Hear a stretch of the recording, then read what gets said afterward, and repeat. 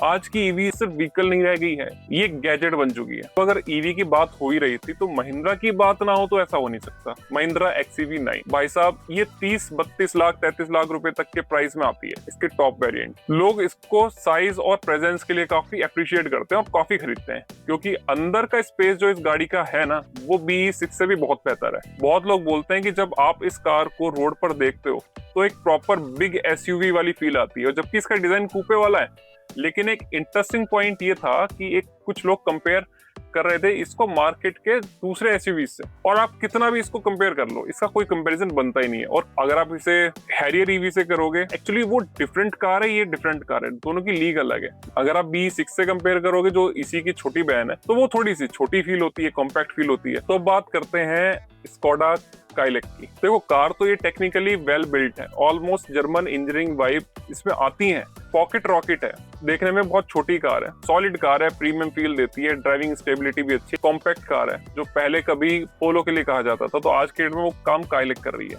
और जब से काइलैक लॉन्च हुई है, स्कोडा के जो सेल्स नंबर्स हैं ऑल टाइम हाई पे चल रहे हैं। अब फिर कुछ लोग कहें कि यार माइलेज नहीं देती या फिर इसमें स्पेस नहीं है, तो अगर आपको वाकई में स्पेस ही चाहिए था और आप जब बात कहते थे यार पहले पोलो आती थी, पोलो बंद हो गई, तो हमें तो एक पोलो जैसी कार चाहिए, तो भाई साहब कंपनी ने आपको ना काइलैक दी है, पोलो से थोड़ी सी बेटर करके दी है। रीजन, अगर आप पोलो में स्पेस की बात करते थे, क्या पोलो में स्पेस था? नहीं था। पीछे वाले के लिए तो पैर रखने के लिए स्पेस नहीं था, ठीक है। अगर आप ग्राउंड क्लियरेंस की बात करते हैं तो कार को काइलैक को थोड़ा सा और ऊंचा बना दिया गया है, तो ग्राउंड क्लियरेंस भी अच्छी है। जर्मन इंजन है, TSI इंजन आता है, 1 लीटर का टर्बो इंजन और प्रॉपर टॉर्क कन्वर्टर के साथ आता है। तो इस कार में और जिस प्राइस पर ये कार आती है, अगर आप इसके स्टार्टिंग वेरिएंट लेते हैं तो वैल्यू फॉर मनी वेरिएंट्स हैं, और ऑटोमेटिक में कार बहुत बेहतर परफॉर्म करती है। और स्टीयरिंग क्वालिटी, तो इसका स्टीयरिंग फीडबैक है, मैं ये कहता हूँ जो स्टीयरिंग फीडबैक वॉक्सवैगन ग्रुप की कार का, स्कोडा का है, वो स्टीयरिंग फीडबैक आपको किसी भी कंपनी का नहीं मिलेगा। अगर होंडा की भी बात करूं, होंडा का स्टीयरिंग फीडबैक भी अच्छा है, बट हाँ,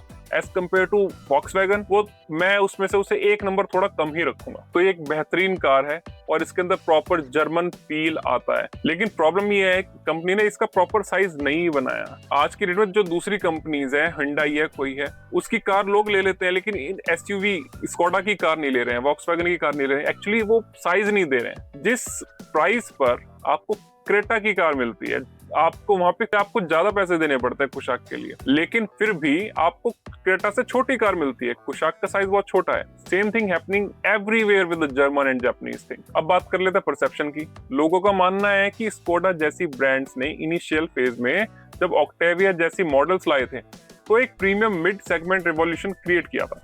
उस टाइम लगता था कि एक नया स्टैंडर्ड सेट हो रहा है, लेकिन टाइम के साथ ब्रांड कंसिस्टेंसी को ना मेंटेन नहीं रख पाया और मार्केट डोमिनेंस थोड़ा थोड़ा इनका वीक होता चला गया। और लोगों का पेशेंस, भाई जब जो चीज दिखती है वो बिकती है। तो स्कोडा मार्केट में जब बीच में ठंडा पड़ गया तो लोग स्कोडा के लिए ठंडे पड़ गए। लेकिन इंटरेस्टिंग बात ये है कि डिस्पाइट ऑफ ऑल क्रिटिसिज्म, ये SUV ऑलरेडी लाखों यूनिट सेल कर चुकी है, जो शो करता है कि डिमांड अभी भी है। तो हम एक प्राइस रेंज पिक करते हैं और उस रेंज के अंदर मैं आपको बताऊंगा कि कौन सी कार लेना एक्चुअली सेंस बनाता है। और हाँ, आप अपनी तरफ से उस कार को 0 to 5 तक रेटिंग दे सकते हैं। अब पहली रियलिटी समझ ले, इंडिया में अब 5 लाख के अंदर प्रॉपर कार मिलना ऑलमोस्ट इम्पॉसिबल जैसा हो गया। जैसे ही आप एंट्री लेवल सेगमेंट देखते हैं ना, तो टाटा टियागो जैसी कार्स आती हैं। टियागो का बेस मॉडल ही आपका 4.69 लाख से शुरू होता है एक्स शोरूम।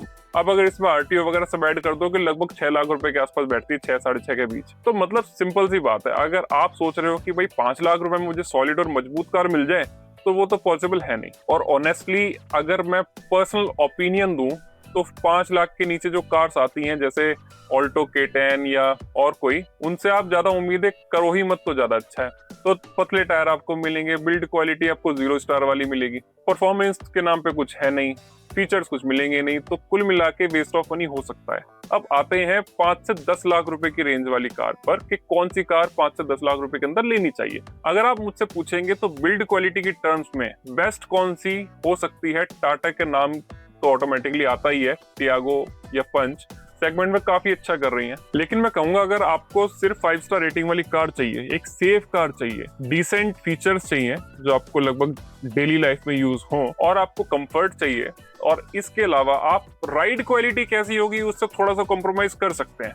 मतलब इंजन का पिकअप कैसा होगा, आप उससे 19-20 कॉम्प्रोमाइज कर सकते हैं। तो इस केस के लिए यहाँ पे पंच एक अच्छा ऑप्शन हो सकता है और टाटा टियागो भी अच्छा ऑप्शन हो सकता है, बट आप इससे परफॉर्मेंस वाली उम्मीद तो ना ही करें, इन कार से ज्यादा अच्छा है। लेकिन अगर आप कहते हैं कि आप परफॉर्मेंस ओरिएंटेड भी हैं, आपको माइलेज थोड़ा सा कम मिले तो भी चलेगा, लेकिन मुझे मजबूत कार चाहिए और एक अच्छी कार चाहिए, तो स्कोडा काइलैक का बेस वेरिएंट या सेकंड बेस वेरिएंट एक अच्छा ऑप्शन हो सकता है। और once you drive the Kylaq you will love this car. हाँ, अगर आप इसका माइलेज देखोगे तो शायद आपको खराब लग सकती है ये कार, लेकिन इन टर्म्स ऑफ परफॉर्मेंस 5 से 10 लाख रुपए के अंदर ये एक बहुत अच्छी कार है।